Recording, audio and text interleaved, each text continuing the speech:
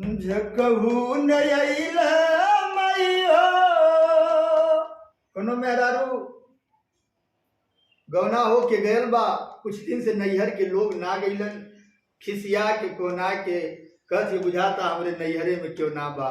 का करे चाहिए? झकहू नयैला मई हो कुकुरो बिलार मेहना सुनतानी।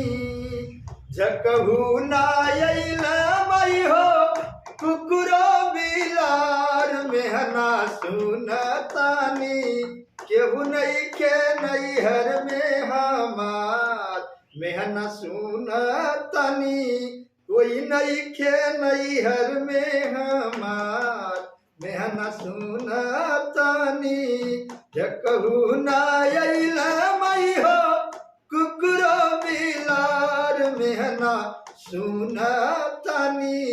केहू नहीं के नैहर में हमार मेहना सुनतानी।